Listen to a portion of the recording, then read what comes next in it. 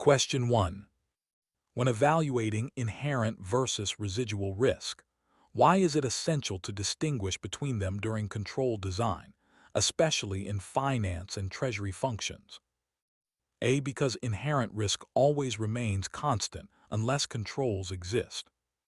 B. Because residual risk reflects remaining exposure after control implementation. C. Because residual risk refers to theoretical risk that can never occur. D. Because inherent and residual risk must both be zero in effective systems.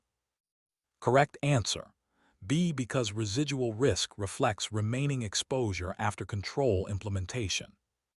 Explanation: understanding inherent risk establishes the baseline exposure. Residual risk shows what's left after controls. Option A ignores control impact, C is incorrect, and D is unrealistic and not required by frameworks like COSO. Question 2. When using KRIs in risk prioritization, what's the primary purpose of linking KRIs to control objectives rather than just to risk events? A. To ensure metrics measure risk events directly. B. To drive performance bonuses. C. To allow early detection before control failure occurs. D. To reduce documentation burden. Correct answer: C. To allow early detection before control failure occurs. Explanation: KRIs tied to control objectives function as early warning signals of control weakness. Options A, B, and D don't align with monitoring guidance under frameworks like COSO. Question 3.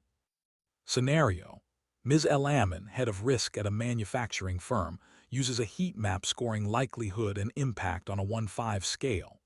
During her review, supplier storefront fraud and new legislation exposure have near-identical inherent scores, but there are substantially fewer controls for fraud than for legislation. Which steps should she take to differentiate their residual risk levels? A. Raise both to the highest residual risk because of identical inherent scores. B. Conduct control gap analysis. Quantify residual risk differences based on existing controls. C. Treat both as low risk since they are similar. D. Remove them from the risk register to simplify reporting. Correct answer: B. Conduct control gap analysis. Quantify residual risk differences based on existing controls. Explanation: a control gap analysis evaluates how well existing controls reduce risk, showing different residual exposures necessary for prioritization. Other options either oversimplify or ignore risk nuances. Question 4. Which risk assessment methodology best addresses subjective probabilities and encourages expert input? A. Pure quantitative VAR. B. Probability impact grids with expert scoring. C. Counting risk events only. D. Relying solely on historical incident logs. Correct answer: B. Probability impact grids with expert scoring. Explanation: grids marry quantitative structure with judgment input. Pure VAR ignores expert views, while option C and D focus on frequency without assessing severity or context. Question 5. In linking risks to control objectives for procurement, what's the critical benefit of mapping process risks to financial reporting objectives? A. It satisfies audit documentation requirements. B. It ensures controls address fraudulent or erroneous procure-to-pay transactions. C. It eliminates the need for IT general controls. D. It shifts responsibility from auditors to management. Correct answer: B. It ensures controls address fraudulent or erroneous procure-to-pay transactions. Explanation: linking risk to control objectives ensures controls are purpose-built to prevent misstatements or fraud in procurement, reinforcing ICFR integrity. Question 6. Scenario: Mr. Gomez oversees risk assessment at a logistics firm. His team treats transportation delays, and data manipulation as equal inherent priority. However, there is a solid suite of controls by dashboards, alerts around data integrity, but only manual inspection for shipping delays. What action should he take to refine residual risk assessment before designing corrective steps? A. Increase probability score for data manipulation only. B. Calculate residual risk separately based on existing controls and compare. C. Treat both risks as low residual due to current attention. D. Combine them into one risk category to simplify action plans. Correct answer. B. Calculate residual risk separately based on existing controls and compare. Explanation. Separate residual assessment shows that transportation delays may remain high risk, whereas data risk may be better managed, guiding resource allocation and potential control upgrades. Question 7. What is the primary purpose of ITGC change management controls in an ERP environment? A. To speed up deployment. B. To ensure proper authorization, testing, and documentation of system changes. C. To allow any developer to update code. D. To track user access logs. Correct answer. B. To ensure proper authorization, testing, and documentation of system changes. Explanation. Change management ensures changes are approved, tested, and documented, essential for system reliability and audit trails under SOX and COBIT. Options A, C, and D misstate purpose or relate to different controls. Question 8. In IAM design, what differentiates role-based access from just user-based access in mitigating segregation of duties risk? A. Role-based assigns permissions en masse to roles rather than individuals. B. User-based always restricts access fully. C. Role-based assigns all permissions to a single user. D. They have no difference in reducing SOD conflicts. Correct answer. A. Role-based assigns permissions en masse to roles rather than individuals. Explanation. Role-based access management ensures consistency, reduces misassignment risk, and helps in SOD conflict detection, key in ITGC frameworks like COBIT. Question 9. Scenario. Ms. Patel is auditing the backup control environment at a regional bank's data center. She observes that backups are taken daily, but only system admins can verify restore functionality. Recently, a restore failed during testing due to outdated restore scripts. Which corrective control enhancement is most appropriate to address this issue? A. Increase backup frequency to hourly. B. Enforce periodic restore testing by business users, not just it. C. Limit backups to encrypted cloud storage only. D. Remove restore testing to avoid failure. Correct answer. B. Enforce periodic restore testing by business users, not just it. Explanation. Involving business users ensures end-to-end restore capability confirms data is not just backed up, but usable. Backup frequency or encryption don't ensure recoverability. Question 10. Why are audit trail logs essential in application control review? A. They enable real-time business intelligence. B. They provide evidence of user actions, supporting detective and forensic assurance. C. They replace preventive access controls. D. They are optional documentation artifacts. Correct answer. B. They provide evidence of user actions, supporting detective and forensic assurance. Explanation. Audit trails give retrospective visibility into who did what, when key for detecting unauthorized changes and proving compliance. Question 11. What is a core benefit of segregating duties through system-enforced roles instead of manual spreadsheets? A. It removes risk of internal fraud entirely. B. It automates enforcement, reduces human error, and provides logging. C. It is more time-consuming. D. It necessarily increases operating cost. Correct answer. B. It automates enforcement, reduces human error, and provides logging. Explanation. System roles ensure consistency, enforce SOD rules programmatically, and improve traceability. It doesn't fully eliminate fraud or necessarily increase cost drastically. Question 12. Scenario. Dr. Banerjee assesses data integrity controls in a cloud-based HR system. Employees upload timesheets via a web form. There is no validation on inputs, leading to duplicate or invalid entries, which later prompted payroll discrepancies that required manual corrections. Which control enhancement best meets ICFR and ITGC standards? A. Mandate manual verification of duplicates each payroll cycle. B. Implement input validation rules and automated exception reporting. C. Withdraw system access for all users until issues are fixed. D. Accept the discrepancy as immaterial. Correct answer. B. Implement input validation rules and automated exception reporting. Explanation. Automated validation prevents incorrect data entry at the source. Exception reports highlight anomalies for review, aligning with application control best practices. Question 13.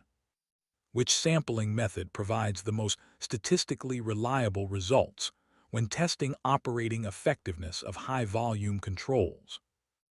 A. Judgment sampling only. B. Random statistical sampling. C. Convenience sampling. D. Testing all transactions. Correct answer. B. Random statistical sampling. Explanation.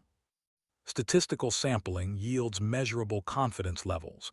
Judgment or convenience may skew coverage. Testing all may be infeasible. Random sampling balances rigor and efficiency. Question 14. When differentiating walkthroughs from reperformance in control testing, what is the main distinction? A. Reperformance duplicates the control, while walkthrough follows logic. B. Walkthrough duplicates controls from scratch.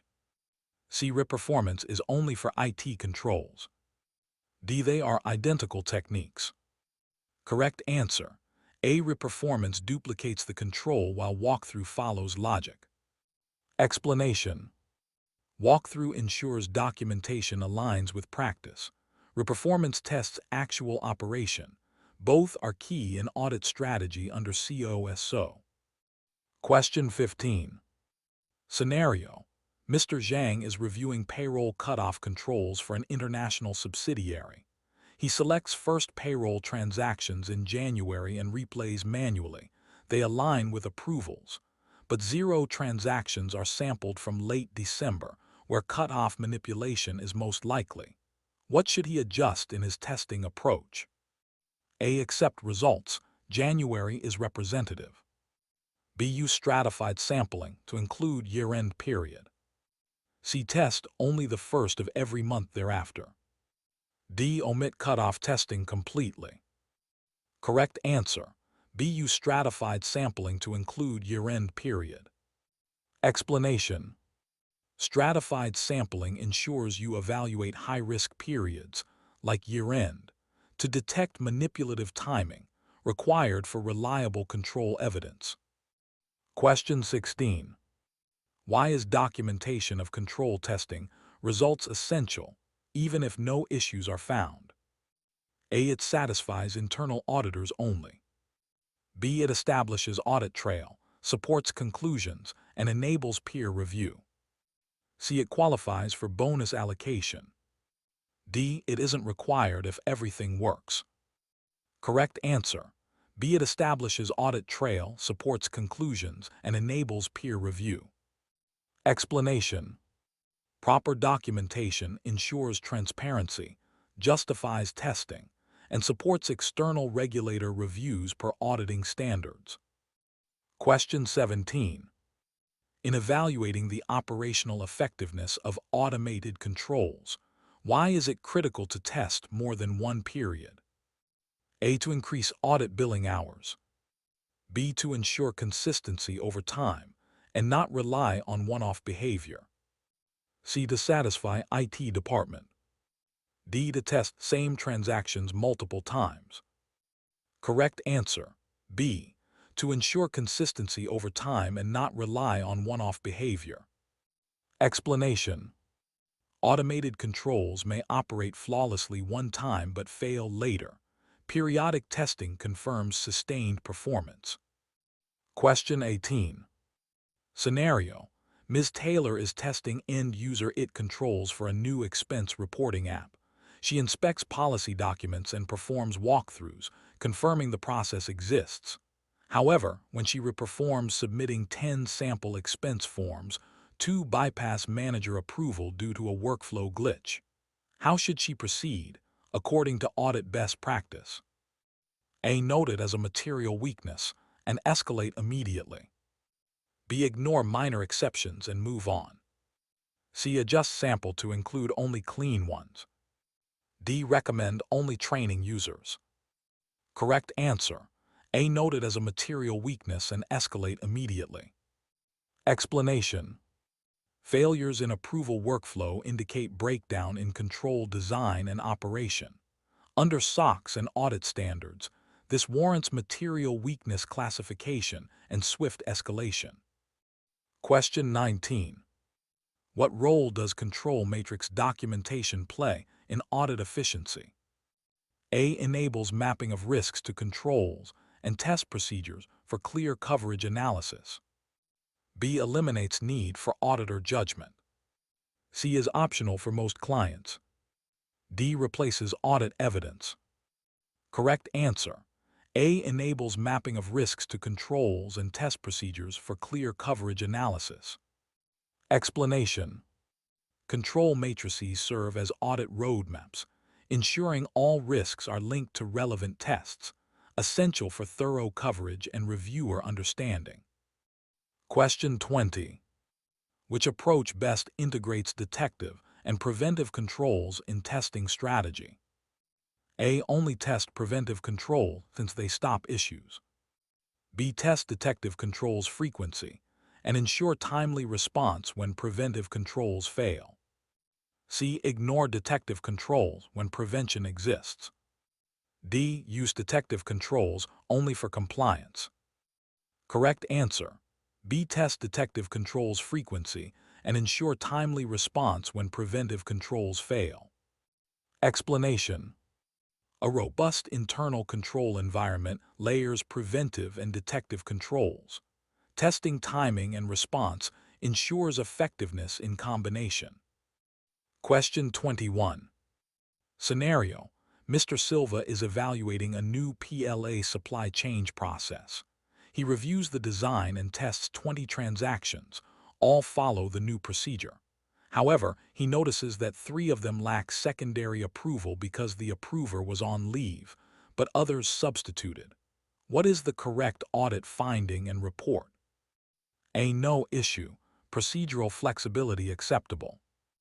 B. Report control deficiency due to inconsistent enforcement of approval process. C. Call it a material weakness because of 3 transactions. D. Recommend eliminating secondary approval. Correct answer: B. Report control deficiency due to inconsistent enforcement of approval process. Explanation: inconsistent application indicates a weakness. Though not systemic enough for material weakness, it merits remediation. Question 22. Why incorporate retesting after remediation in control evaluation? A. To increase audit fees. B. To confirm that prior deficiencies are corrected and operating effectively. C. To avoid reporting on fix. D. To satisfy management. Correct answer: B. To confirm that prior deficiencies are corrected and operating effectively. Explanation: retesting verifies fixes are effective, ensuring remediation meets objectives before control reliance can resume. Question 23. What is the impact of over-relying on documentation for control evidence? A. None. Documentation is always sufficient. B. Risk of untested or misrepresented control operation, necessitating reperformance. C. It reduces workload. D. It invalidates the entire audit. Correct answer. B. Risk of untested or misrepresented control operation, necessitating reperformance. Explanation. While narratives and flowcharts guide testing, actual control operation must be verified through inspection and reperformance, consistent with COSO and auditing standards. Question 24. Scenario. Dr. Nguyen is auditing a global IT change control process. Policy states that emergency patches require manager approval within 48 hours, but in practice, patches were applied during weekends and approvals came after 5 days. How should this finding be classified and communicated? A. As a significant deficiency, policy not followed timely. B. No issue, weekend is not counted. C. As vendor responsibility. D. As a minor procedural note. Correct answer. A. As a significant deficiency, policy not followed timely. Explanation. A control operating outside policy creates potential risk. This meets criteria for a significant deficiency that management and board should address. Question 25. When selecting sample size for control testing, what balance must be struck?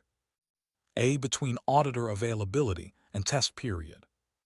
B. Between statistical confidence, risk exposure, and control frequency. C. Between client convenience and internal policy.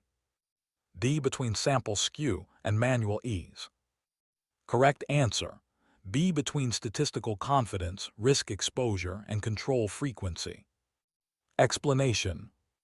Sample size depends on how critical the control is and how confident you need to be, tailored to risk level and frequency.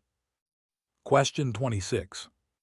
How does testing frequency scientific design contribute to stronger internal control? A. Ensures a test happens once a year only. B. Matches testing cycle to control activity frequency and risk, e.g., high-volume controls get more frequent testing.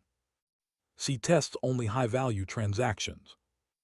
D. Reduces number of control procedures. Correct answer. B. Matches testing cycle to control activity frequency and risk. Explanation. Testing high-frequency or high-risk controls more often increases assurance. Infrequent tests waste effort per auditing standards. Question 27. Scenario. Ms. Bergman is auditing a new AI-enabled invoice processing control. She obtains flowcharts, policies, and system screenshots. The system uses OCR plus built-in validation. She tests 10 invoices, 8 processed correctly, 2 bypassed validation because they were PDF images of scanned handwritten invoices. What is the correct auditor response? A. Conclude effectiveness. Most invoices passed. B. Identify control deficiency due to unhandled exceptions and recommend policy enhancement. C. Ignore the 2 exceptions. They are rare. D. Deem it a material weakness. Correct answer. B. Identify control deficiency due to unhandled exceptions and recommend policy enhancement. Explanation. Exceptions in real-world data expose gaps. This qualifies as a control deficiency needing remediation, not material weakness unless systemic. Question 28. Why should control improvement be prioritized for controls with overlapping objectives? A. Overlaps always imply waste. B. Reduces redundancy, cost, and enhances control clarity. C. It is mandated by frameworks. D. To eliminate detective controls. Correct answer. B. Reduces redundancy, cost, and enhances control clarity. Explanation. Rationalizing overlapping controls increases efficiency and clarity without compromising control coverage, aligned with COSO monitoring guidance. Question 29. How does combining walkthrough, inspection, and reperformance across different controls contribute to evidence sufficiency? A. It duplicates audit work. B. It triangulates evidence, strengthening assurance on design and operation. C. It delays reporting. D. It is unnecessary for low-risk controls. Correct answer. B. It triangulates evidence, strengthening assurance on design and operation. Explanation. Using multiple testing techniques ensures control operates as designed under varied conditions, delivering credible conclusions under audit standards. Question 30. Scenario. Mr. Oak is reviewing the control environment for fixed assets. He inspects asset addition reports and supporting purchase documents. Results are satisfactory. However, during a walkthrough, he observes that tag affixing often occurs days after recording, and asset disposals are not archived promptly. What is the appropriate auditor classification and suggested next step? A. Satisfied, records exist. B. Control deficiency. Delayed tagging and disposal records require stronger design and timely application. C. Material weakness, fix immediately. D. No issue, timing is not relevant. Correct answer. B. Control deficiency. Delayed tagging and disposal records require stronger design and timely application. Explanation. Timeliness affects the reliability of fixed asset records. Delayed processes create potential misstatements. It's a deficiency that warrants remediation and follow-up testing.